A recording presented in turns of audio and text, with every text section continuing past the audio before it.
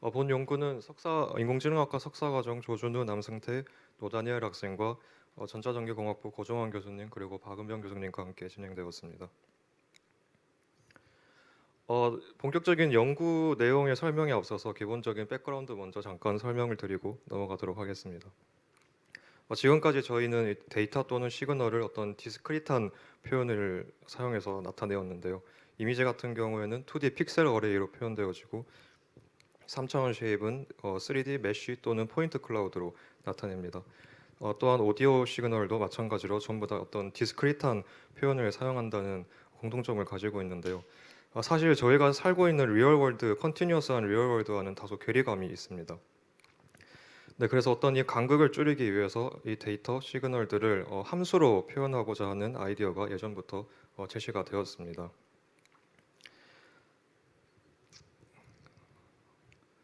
데이터를 함수로 표현한다는 것은 이미지를 예로 들면요. 이미지는 2D 데이터이기 때문에 2D 2차원 좌표를 함수의 인풋으로 넣어주고 해당 좌표의 RGB 값을 아웃풋으로 내놓는 어떤 함수로 이제 표현을 할 수가 있고 3차원 쉐입의 경우 3차원 좌표를 인풋으로 넣어줘서 해당 위치의 디스턴스 또는 오큐펀시를 아웃풋으로 내놓는 함수로 나타낼 수가 있습니다. 이 3차원 쉐입의 경우는 뒤에서 조금 더 자세하게 설명을 드리도록 하겠습니다. 마찬가지로 음성 데이터도 1차원 좌표를 인풋으로 받는 함수로 나타낼 수가 있겠죠. 이렇게 함수로 데이터를 표현을 하게 되면 continuous representation으로 데이터를 표현할 수가 있고 그에 따라 infinite resolution 데이터를 표현할 수가 있습니다. 네, 그리고 기존의 디스크리트한 표현 방식은 어떤 데이터의 레졸루션이 늘어남에 따라서 그 모델 그 데이터를 저장해야 되는 스토리지 또한 굉장히 스트릭트하게 증가한다는 특징이 있는데요. 이런 함수의 표현은 상대적으로 그렇지 않다는 장점이 있습니다. 네, 그래서 앞에서 설명드린 그 데이터를 표현하는 함수들을 이제 뉴럴 네트워크로 파라메트라이즈 하자는 것이 바로 뉴럴 필드인데요. 이 뉴럴 필드는 저희가 표현하고자 하는 이 시그널의 도메인에서 좌표를 샘플한 다음에 그 좌표를 모델의 인풋으로 넣어줘서 해당 좌표의 시그널 값을 리그레션하는 비교적 간단한 모델입니다. 뉴럴 필드라고 부르기도 하고요. 최근에는 이제 implicit neural representation 또는 coordinate based neural network라고도 불립니다. 또 최근에는 이 뉴럴 필드 계열의 모델인 뉴럴 레디언스 필드 또 다른 이름은 이제 널프라고 불리는데 이 널프가 컴퓨터 비전의 노벨 뷰 신시시스라는 태스크에서 굉장히 좋은 성능을 보임으로써 이 뉴럴 필드 또한 함께 엄청 주목을 받게 되었습니다. 네, 그래서 결국에는 어떤 이 데이터 또는 시그널을 이 뉴럴 넷의 파라미터 안에 이제 인코딩하자는 것이 뉴럴 필드의 핵심 아이디어가 되겠습니다. 네, 그런데 이제 이 뉴럴 필드를 그냥 일반적인 뉴럴 네트워크를 사용하면 학습이 잘 되지가 않는데요.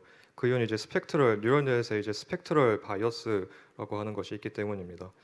저희가 이 뉴럴 넷으로 표현하고자 하는 함수에 이제 여러 가지 프리퀀시 모드가 있을 때 이 뉴럴넷은 이 프리퀀시 모드들 중에 로우 프리퀀시를 먼저 학습하려는 경향이 있습니다.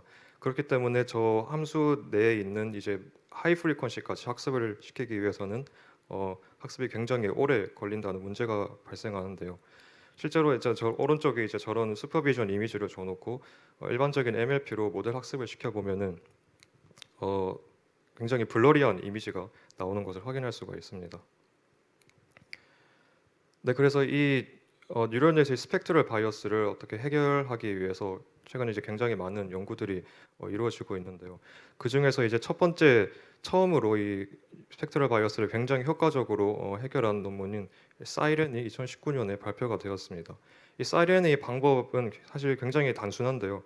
저희가 지금까지 이제 뉴럴넷에 사용하고 있던 어떤 액티베이션 펑션인 렐루 또는 이제 렐루 계열이 다른 함수를 사용하는 게 아니라 그 자리에 이제 사인 함수를 이제 사용하자는 것입니다. 이제 사이렌의 실험 결과 이제 이 액티베이션들을 사인 함수로 바꿔주니까 저런 이미지나 비디오를 굉장히 선명하게 표현을 하고 3차원 쉐입에서도 파인 디테일을 잘 설명하는 것을 확인할 수가 있습니다. 네, 그래서 지금까지 저희 뉴럴 필드의 백그라운드에 대해서 잠깐 소개를 해드렸고요. 지금부터는 이제 저희 연구의 모티베이션에 대해서 설명을 드리겠습니다. 지금까지 사용되어지고 있는 데이터 인코딩, JPEG, MPEG 등은 전부 이제 스트리밍이 가능하다는 특징이 있는데요. 어, 어떤 데이터를 다른 표현으로 이제 바꿔준 다음에 그 저희가 인코딩된 표현의 일부만을 이용을 하면은 그 시그널이 로우 퀄리티라든지 또는 그 시그널의 일부분만을 바로 디코딩을 할 수가 있습니다. 그런데 이제 뉴럴 필드는 앞서 설명드린 대로 이 시그널들을 이제 뉴럴넷의 파라미터에 인코딩한다고 설명을 드렸는데요. 이 뉴럴넷이 학습된 파라미터들은 그 파라미터의 일부만을 사용한다고 저희가 어떤 시그널이 로우 퀄리티 버전이라든지 그 시그널의 일부분만을 디코딩할 수가 없게 됩니다. 이건 사실 뉴럴 필드뿐만 아니라 모든 뉴럴 네트워크 모델에서도 다 적용되는 문제인데요. 예를 들면 이제 저희가 어떤 이미지 클래시피케이션 모델을 학습을 시켜놓고 그게 어떤 CNN 기반이 됐든 트랜스포머 기반이 됐든 학습을 시켜놓은 다음에 그걸 이제 런타임과 애큐러시 트레이드오프를 한답시고 이제 학습된 레이어의 일부를 빼낸다든지 또는 컨볼루션 필터의 채널 위스를 줄인다든지 하면 그 이제 모델은 사용할 수 없는 모델이 되어버립니다. 그 모델을 사용하려면 이제 처음부터 다시 학습을 시켜야 되죠. 마찬가지로 뉴럴 필드도 이런 여러 버전의 시그널들을 모두 표현하기 위해서는 각 버전에 대한 다른 뉴럴넷들을 미리 만들어 놓고 전부 학습을 따로 시켜야 됩니다. 이렇게 되면 이제 트레이닝 측면에서도 굉장히 비효율적이고 또 파라미터의 그 스토리지 측면에서도 비효율적이게 되겠죠. 그래서 저희 연구는 이 뉴럴 필드를 어떻게 하면 이제 스트리밍이 가능하게 해볼까라는 아이디어에서 시작이 되었고, 메인 아이디어는 뉴럴넷 하나를 두고 그 뉴럴넷 하나 안에 이제 여러 가지 인퍼런스가 가능한 서브 네트워크를 두어서 각 서브넷이 이제 여러 버전의 시그널을 학습을 할 수 있도록 만들었습니다. 그래서 저희가 제안하는 어떤 모델 아키텍처와 학습 과정을 조금 더 구체적으로 설명을 드리면, 먼저 서브넷 1번은 굉장히 작은 모델, 굉장히 그 파라미터 수가 적은 MLP로부터 시작을 합니다. 이때 사용되는 모델은 앞서 설명드린 그 사인 액티베이션을 가진 사이렌 모델이고요. 이때 이 모델은 이제 파라미터 수가 적기 때문에 그 표현력이 한계 때문에 타겟 이미지에 비해서 상당히 이제 로우 퀄리티의 이미지가 학습이 되게 됩니다. 그래서 이 모델이 완전히 컨버지를 하게 되면 이제 이 MLP의 히든 레이어의 사이즈를 늘려가는 방향으로 웨이트를 추가를 하게 되는데요. 이때 웨이트를 추가할 때 두 가지 특징이 있습니다. 먼저 새로 추가되는 뉴런으로부터 기존에 존재하던 뉴런으로의 연결은 모두 없애주고요. 그리고 이미 학습된 서브넷 1번은 프리즈를 시키고 새로 추가된 웨이트만 학습을 시켜줍니다. 이렇게 하는 이유는 이제 크게 두 가지가 있는데, 먼저 새로 추가된 뉴런에서 나온 액티베이션이 이미 학습된 서브넷 1번의 액티베이션을 오염시키지 않게 하기 위함이고요. 또 한 가지는 저 서브넷 1번이 학습하지 못한 어떤 다른 그 나머지 레지듀얼 시그널을 저 빨간색 웨이트가 학습을 할 수 있도록 유도하기 위함입니다. 그래서 마찬가지로 이런 규칙을 이용해서 서브넷 2번, 3번을 계속 추가해 나갈 수 있고, 이렇게 하면은 이제 점점 더 좋은 퀄리티의 이미지가 모델 안에 이제 인코딩 되게 됩니다. 그래서 이 방법을 이용해서 시그널을 학습을 시키면은 이제 저희 모델은 어떤 시그널의 스펙트럴 디컴포지션을 학습하게 되는데요. MLP의 아웃풋이 만들어지는 과정을 살펴보면 MLP 아웃풋은 이전 그 파이널 히든 레이어의 리니어 콤비네이션으로 계산이 됩니다. 그렇기 때문에 새로 추가되는 서브 네트워크는 이전 서브넷이 학습하지 못한 어떤 레지듀얼 시그널을 학습을 하게 되고요. 그리고 앞서 설명드린 그 스펙트럴 바이어스에 의해서 저희가 이렇게 프로그레시브하게 네트워크를 늘려나가게 되면은 이전의 서브넷은 로우 프리퀀시 시그널을 복원하게 되고 점점 더 하이 프리퀀시 레지듀얼이 모델 안에 인코딩 되게 됩니다.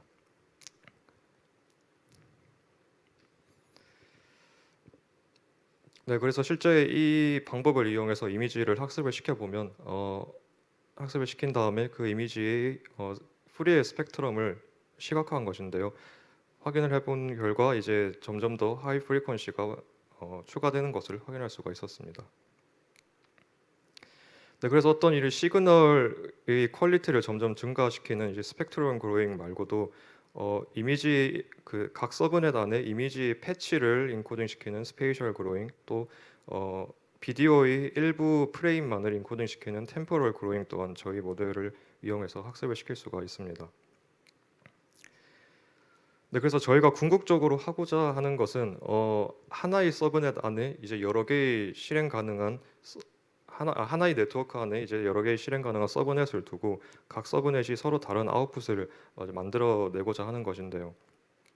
이런 목적을 달성하기 위해서 사실 이제 두 가지 트레이닝 방법이 사용될 수가 있습니다. 첫 번째는 이제 프로그레시브 트레이닝인데 이것은 이제 앞서 설명드린 그 과정과 같습니다. 먼저 작은 서브넷에서 시작을 해서 이 모델이 충분히 컨버지를 하고 나면 앞서 설명드린 그 파라미터를 추가하는 규칙을 이용해서 그 다음 서브넷을 또 컨버지를 시키고요. 네, 이런 식으로 계속 모델을 학습시켜 나가는 방식이고 슬림어블 트레이닝은 먼저 이제 큰 네트워크를 미리 만들어 놓고 시작을 합니다. 그리고 매 에폭마다 그 전체 파라미터 중 일부만을 선택을 해서 포워드 패스와 백워드 패스를 해서 각 서브넷에 대한 그레디언트를 따로 계산한 다음에 한 번에 누적을 시켜서 파라미터를 업데이트하는 방식입니다. 저희가 실험을 해본 결과 이 슬림업의 트레이닝 방식도 어떤 그 스트리밍이 가능한 뉴럴 필드를 얻을 수 있다는 것을 확인을 하였습니다. 네, 그래서 저희가 이제 총 크게 이제 네 가지 실험을 해보았는데요. 이미지와 3차원 쉐입에 대한 스펙트럴 그로잉, 그리고 이미지 스페이셜 그로잉, 비디오의 템포럴 그로잉을 실험을 했습니다. 그리고 이 3차원 쉐입을 표현할 때는 구체적으로 이제 SDF, 이제 Signed Distance 펑션을 이용을 했는데요. 이 SDF에 대해서 조금 설명을 드리면, 컨셉 자체는 이제 어떤 바이너리 디시전 바운더리로 이 3차원 물체를 표현하는 것입니다. 이제 물체의 표면에는 0의 값을 가지게 하고요. 물체의 내부는 음수, 그리고 물체의 외부는 양의 실수를 매핑을 시켜서 현재 어떤 특정 위치가 이 물체의 표면으로부터 얼만큼 떨어져 있는지 어떤 부호화된 거리로 이 3차원 물체를 표현하는 기법입니다. 네, 그래서 이제 첫 번째 실험 결과는 이제 첫 번째 로우가 이미지의 스펙트럴 그로잉 결과를 보여주는데요. 왼쪽 그래프는 같은 파라미터 대비 각 모델들이 어느 정도의 PSNR을 보이는지를 찍은 그래프입니다. 네, 이제 파란색 라인이 이제 앞서 설명드린 그 베이스 라인 사이렌 모델을 인디비주얼하게 만들어서 이제 피팅을 시킨 그래프이고요. 빨간색이 이제 프로그레시브 트레이닝, 초록색이 이제 슬림어블 트레이닝입니다. 보시면 이제 슬림어블 트레이닝 또한 어떤 스트리밍이 가능한 뉴럴 필드 점점 증가하는 PSNR을 보이는 것을 확인할 수가 있는데 이제 상대적으로 다른 모델들에 비해서 성능은 떨어지는 것을 확인할 수가 있습니다. 그에 대신 이제 프로그레시브 트레이닝은 단 하나의 뉴럴넷만을 사용했음에도 이제 저 인디비주얼 모델과 굉장히 비슷한 성능을 보이는 것을 확인했고 실제로 퀄리터티브 리설트를 확인을 해도 점점 이미지의 퀄리티가 좋아지는 것을 확인을 하였습니다. 네, 그래서 두 번째 로우는 이제 3차원 쉐입에 대해서 실험을 한 결과인데요. 왼쪽 그래프가 보여주는 것은 이제 파라미터 대비 체인 포 디스턴스인데 체인 포 디스턴스는 이제 3D 쉐입에서 MSE 같은 것이라고 보시면 될 것 같습니다. 그래서 이제 더 작은 값일수록 좋은 매트릭이고요. 보시면 프로그레시브 모델이 베이스라인 모델보다 훨씬 더 좋은 성능을 나타내는 것을 확인할 수가 있습니다.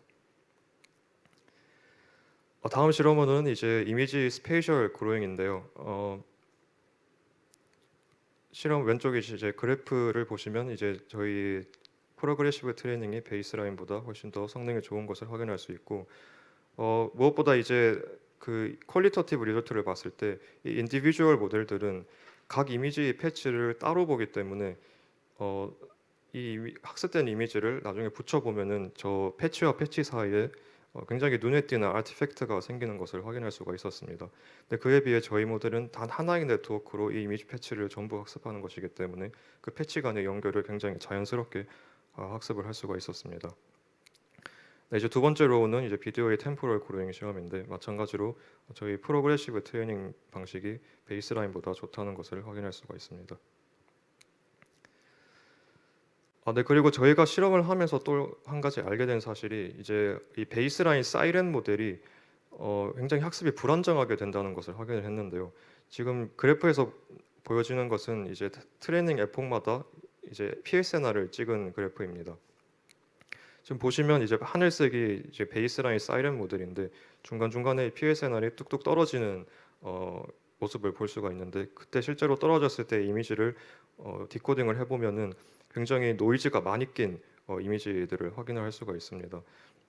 근데 그에 반해 저 빨간색 그래프는 이제 저희 프로그레시브 모델인데, 어, 저희 모델은 굉장히 안정적으로 학습이 되는 것을 확인할 수가 있는데요. 그 이유를 조금 더 자세히 알아보기 위해서 저희가 이 파라미터에 대한 로스 랜드스케이프를 그려 보았습니다. 그리고 그 위에 이제 실제로 학습이 되는 옵티마이제이션 트래젝토리까지 확인을 했는데, 이제 두 번째 로우에서 알 수 있듯이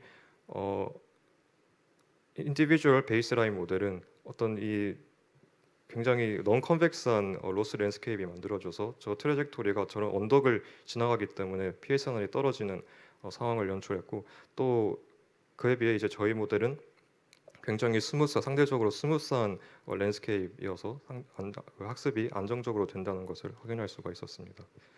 그래서 결론적으로 저희는 어떻게 하면 뉴럴 필드를 스트리밍이 가능하게 만들 수 있을까에 대해서 고민을 해보았고, 그리고 그에 대한 아이디어를 제시하였습니다. 그리고 저희 모델을 사용했을 때 기존 베이스라인 모델은 굉장히 학습이 불안정하게 되었는데, 저희 모델은 상대적으로 굉장히 안정된 학습 과정을 거친다는 것 또한 확인할 수가 있었습니다.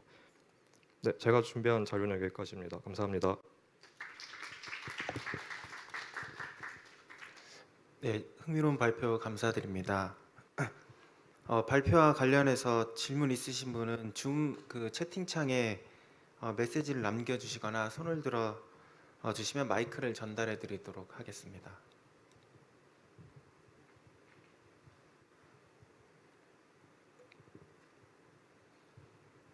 마이크 혹시 있나요?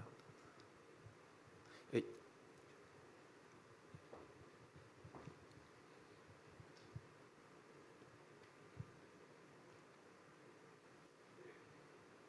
네, 재밌는 연구 잘 들었고요.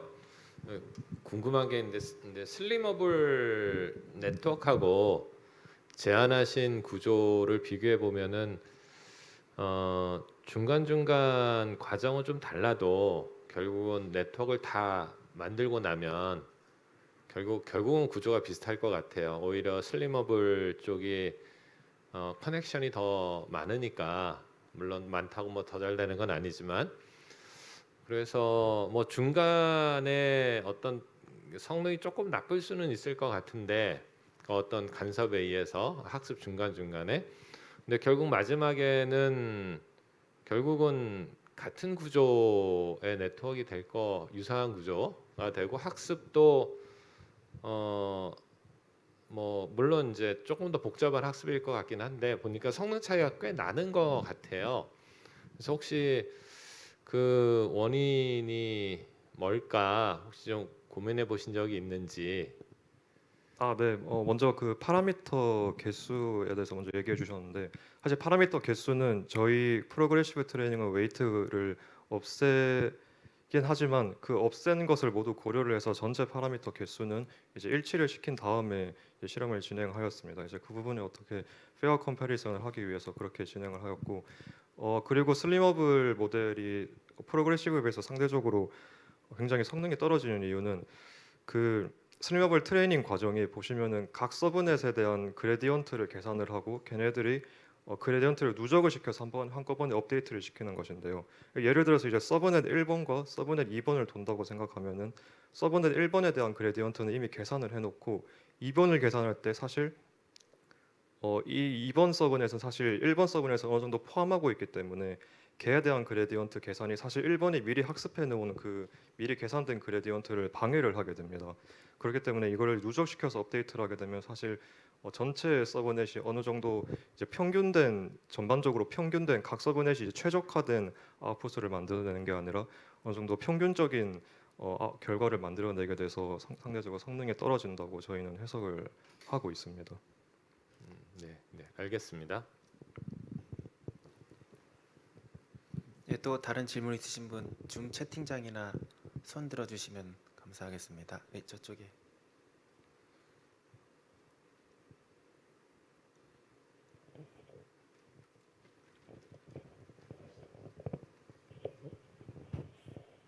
네, 이게 그 이미지의 발표자를 보면 이미지를 이제 다양한 그 퀄리티로 학습을 할 수 있는데 그러면 그 타겟이 되는 그라운드 트루스 이미지가 그 로우 퀄리티일 때는 뭐 더 로우 퀄리티인 그라운드 트루스를 줘야 되고 그 다음에 조금 더 이제 퀄리티가 높아지면은 또 그라운드 트루스를 그에 맞게 바꿔가지고 계속 슈퍼비전을 다르게 해야 되는 건지 그게 좀 궁금한데 혹시 네. 일단 스펙트럴 그로잉에서는 전부 다 슈퍼비전된 이미지는 고정시켜 놓고 학습을 했고요. 저희의 이제 모델의 장점이 그렇게 그라운드 트루스 이미지를 고정시켜 놓고 학습을 해도 이제 어떤 그 레지듀얼을 학습한다는 아이디어와 그리고 스펙트럴 바이어스 때문에 이제 스스로 이제 점점 더 증가하는 시그널을 학습을 하게 만들었고요. 대신에 이제 스페셜 그로잉 또는 이제 템포럴 그로잉 같은 경우에는 저희가 직접 이미지를 패치 단위로 자르던지 비디오를 일부 프레임만을 이용을 해서 직접적으로 이제 슈퍼비전을 줘서 학습을 시켰습니다. 네 감사합니다.